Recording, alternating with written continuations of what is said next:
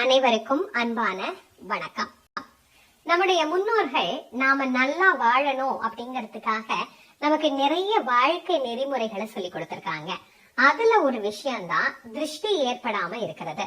கண்ணீரு திருஷ்டி அப்படின்னு சொல்லக்கூடிய இதற்காக பல வழிகள் நம்முடைய நாட்டுல சொல்லப்பட்டிருக்கு. அதாவது கல்லடி பட்டாலும் படலாம், கண்ணடி படக்கூடாது அப்படின்னு சொல்லுவாங்க. பொதுவா இந்த கண் திருஷ்டி அப்படின்னு இல்லாமல் இருக்கிறதுக்கு என்னெல்லாம் வழிகள் இருக்கு அப்படின்னா நிறைய இருக்கு. அதுல ஒரு சில வழிகளை மட்டும் இந்த பதிவுல உங்களுக்கு தர இருக்கின்றேன். பொதுவாகவே இந்த கண் திருஷ்டி படக்கூடாது அப்படின்னா அவர்கள் செய்ய வேண்டிய சில விஷயங்கள் இருக்கு. நெற்றியில திருநீரு, மஞ்சள், குங்குமம், சந்தனம், திருமண் இது போன்ற தெய்வீக சின்னங்களை அணிந்து கொண்டால் அவர்களுக்கு கண் திருஷ்டி ஏற்படாது. அதனால்தான் குங்குமம் வச்சுட்டு வெளியில போனோம், மஞ்சள் வச்சுட்டு வெளியில போனோம், சந்தனம் வச்சுக்கணும், திருமண் போடுற பழக்கம் இருக்கிறவங்க திருமண் போட்டுக்கணும் அப்படிங்கறத நமக்கு சொல்லி கொடுத்தாங்க. அது இல்லாம கழுத்துல ருத்ராட்சம், ஸ்படிகம் இது போன்ற நல்ல உயர்ந்த இறை சிந்தனையை, இறை நம்பிக்கையை, இறை ஆற்றலை அதிகப்படுத்தக்கூடிய பொருட்கள் நம் உடலோடு இருக்கின்ற போதும் நமக்கு கண் திருஷ்டி ஏற்படாது. இதற்கு அப்புறமா சில பேர் கால்ல கருப்பு கயிறு கட்டுவாங்க, கையில கருப்பு கயிறு, சிகப்பு கயிறு அல்லது தலை முடிய கயிறு மாதிரி பின்னி கால்ல போடுவாங்க, கையிலையும் போட்டுக்குவாங்க. இதுவும் கண் திருஷ்டிக்கு நல்ல பலனை பெற்றுத்தரும். இதெல்லாம் நாம நம்முடைய உடல்ல போட்டுக்கொள்ளக்கூடிய விஷயங்கள். குழந்தையில இருந்து இப்ப ஆரம்பிப்போம். இப்போ ஒரு குழந்தைக்கு கண் திருஷ்டி ஏற்படாம இருக்கிறதுக்கு என்ன பண்ணலாம் அப்படின்னா, பிறந்த குழந்தை 16 நாள்ல இருந்து அந்த குழந்தைக்கு கருப்பு பொட்டு, நல்ல சுத்தமான கரிசலாங்கண்ணியினுடைய சாரில் இருந்து தயாரிக்கப்படக்கூடிய நல்ல தூய்மையான, ஏன்னா குழந்தைங்களுடைய அந்த ஸ்கின் இருக்கு பாத்தீங்களா, தோல், அது ரொம்ப ரொம்ப ரொம்ப மென்மையானது. அதனால நாம ரசாயனம் கலந்து எதையும் பயன்படுத்தி அதுக்கு அலர்ஜியை ஏற்படுத்திடக்கூடாது.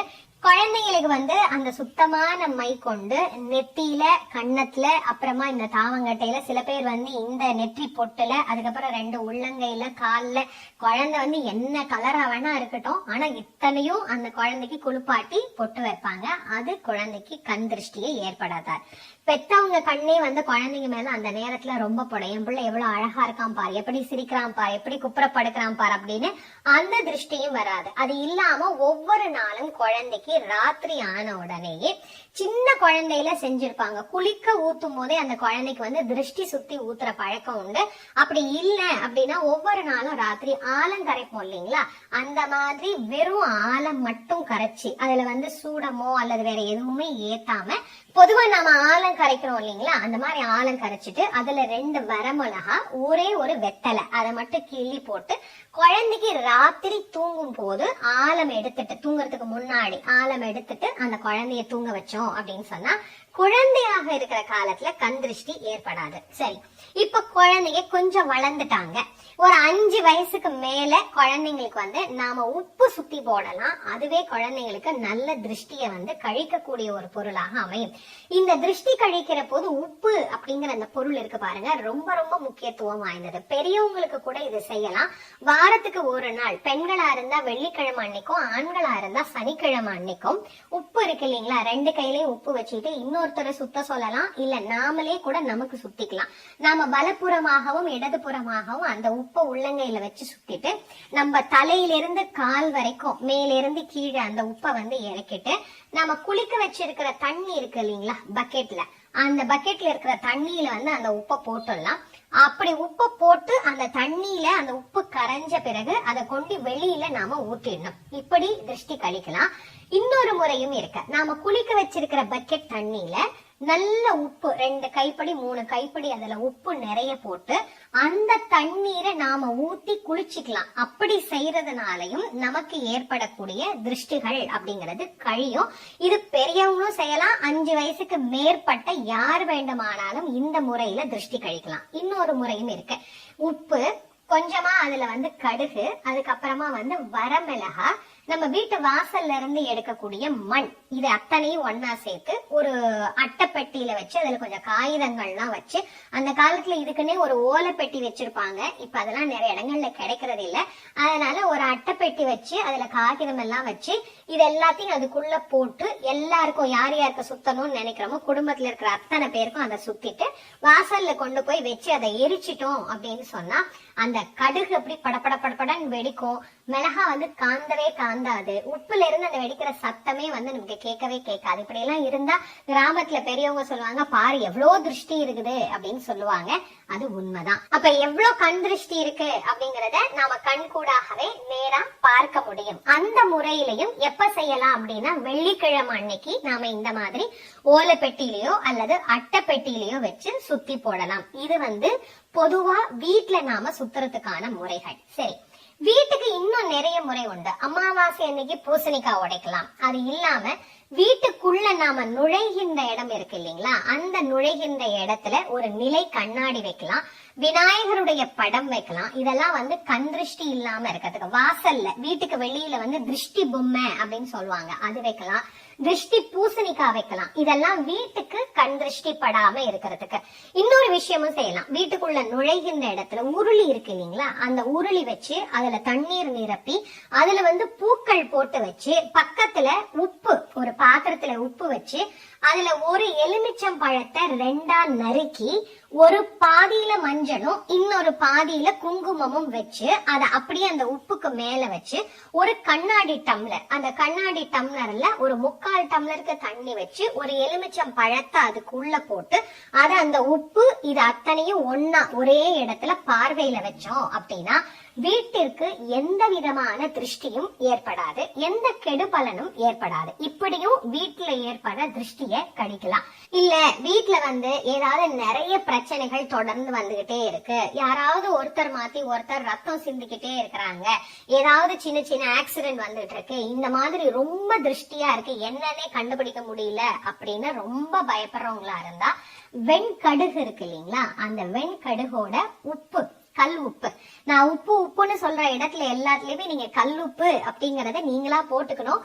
தூள் உப்பு எதுக்குமே பயன்படுத்த கூடாது. எல்லாமே வந்து கல் உப்பு தான் பயன்படுத்தணும். அந்த கல் உப்பையும் வெண்கடுகையும் ஒன்றாக சேர்த்து அந்த வீட்டுக்குள்ள நாம நடக்கிற இடம், நம்முடைய அடுப்படி, பூஜை அறை, நம்முடைய ஹால் எதுவா இருந்தாலும் வீடு முழுக்க இரவுல அதை முழுக்க பரப்பிடணும்.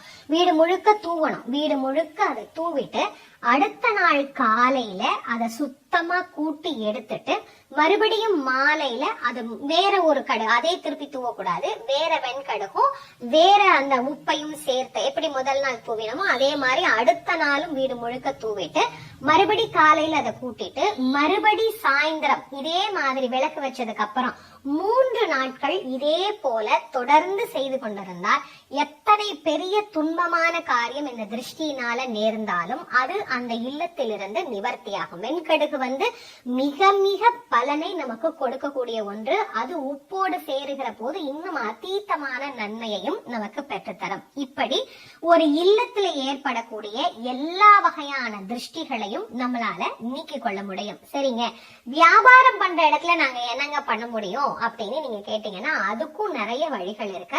வியாபாரம் பண்ணக்கூடிய இடம், அது கடையா இருந்தாலும் அலுவலகமா இருந்தாலும் எதுவா இருந்தாலும் அங்க ஒரு விநாயகருடைய படம் மாட்டி வைக்கலாம். கற்பக விநாயகர் ரொம்ப ரொம்ப விசேஷம். தொழில் விருத்தியும் நமக்கு அந்த இடத்துல ஏற்படும். வாசல்ல வந்து படிகாரம் கட்டலாம். எலுமிச்சம் பழம் மிளகாயோட சேர்த்து கட்டுவோம் இல்லைங்களா கருப்பு கயிறுல, அந்த மாதிரி படிகாரமும் வாசல்ல கட்டி வைக்கலாம் நுழையிற இடத்துல. அதை தாண்டி நீங்க வியாபாரம் பண்ணக்கூடிய அந்த இடம், பார்வைப்படக்கூடிய இடத்துல நான் வீட்டுல வைக்க சொன்னேன் இல்லைங்களா ஒரு கண்ணாடி டம்ளர், அதற்குள்ள ஒரு எலுமிச்சம்பழம் போட்டு தண்ணியில அதுவும் வைக்கலாம். அது நீங்க வியாபாரம் பண்ற இடத்துல அன்றாடம் அந்த தண்ணீரை மாத்தி மாத்தி மாத்தி இந்த புது எலுமிச்சம்பழம் போட்டு நீங்க வச்சா வியாபாரமும் பெருகும், கடைக்கு திருஷ்டியும் ஏற்படாது. வீட்லயும் நீங்க வைக்கக்கூடியவங்க அன்றாடம் முடிஞ்சா மாத்தலாம். இல்லைன்னா வெள்ளி செவ்வாய் கண்டிப்பா அந்த எலுமிச்சம்பழத்தையும் தண்ணியையும் மாத்திரணும். தண்ணீரின் நிறம் மாறின பிறகு அதை வச்சுக்க கூடாது. கண்டிப்பா அந்த தண்ணீர் சுத்தமானதாக அமைந்திருக்கணும்.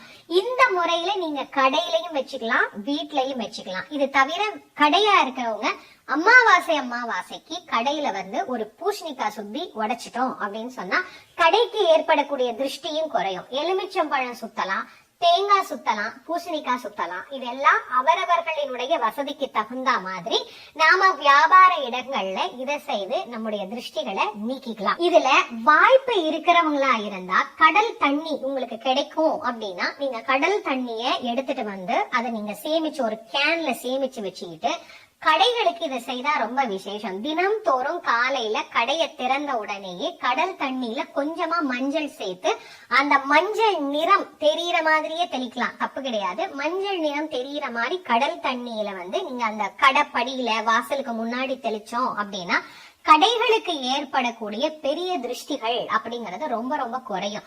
வீட்டுல கூட நீங்க இதை செய்யலாம். ஆனா வீட்டுக்கு அவ்வளவு தேவைப்படாது. கடை ஏன்னா வியாபாரம் பண்ற இடம் இல்லையா, அவங்க கடையில அவ்வளவு நடக்குது, அவங்க கடைக்கு மட்டும் கூட்டம் வருது, அந்த கடையில மட்டும் ஜனங்க போறாங்க, இந்த மாதிரி நிறைய திருஷ்டி கடைகளுக்கு ஏற்படும். அதனால கடையில உள்ளவங்க செய்யலாம். கடல் தண்ணி கிடைக்கல அப்படின்னா வாரத்துக்கு ஒரு முறை கல் உப்ப தண்ணியில கரைச்சி அதுல கொஞ்சம் மஞ்சள் பொடி சேர்த்து அதை வாசல்ல தெளிச்சிங்க அப்படின்னு சொன்னா கண் திருஷ்டி ஏற்படாது.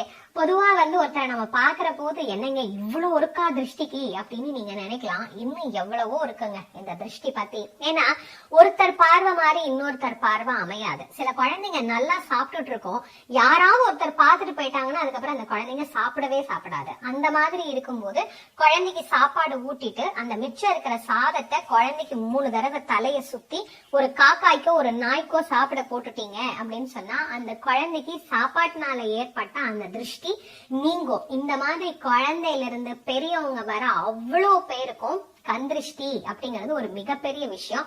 வாரத்துக்கு ஒரு நாள் கண்டிப்பாக திருஷ்டி கழிச்சா அந்த குடும்பத்துல இருக்கிற ஒவ்வொருத்தருக்குமே ஆரோக்கியம் அப்படிங்கிறது நிறைந்திருக்கும். எதிர்பாராத மன உளைச்சல், கை கால் வலி, மன சோர்வு, உடம்புல ஒரு தெம்பில்லாம இருக்கிறது, இந்த மாதிரி விஷயங்கள் அனைத்துக்கும் இந்த கந்திருஷ்டி காரணமாக அமையும். அதனால நான் நிறைய வழி சொல்லியிருக்கேன். யார் யாருக்கு என்னென்ன வழி சாத்தியமோ அந்த வழியில செய்து இந்த கந்திருஷ்டியில இருந்து வெளியில மகிழ்ச்சியா ஆரோக்கியமாக வாழலாம்.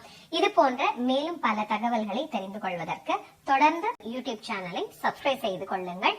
மீண்டும் மற்றொரு சிறப்பான பதிவில் உங்கள் அனைவரையும் சந்திக்கும் வரை நன்றி, வணக்கம்.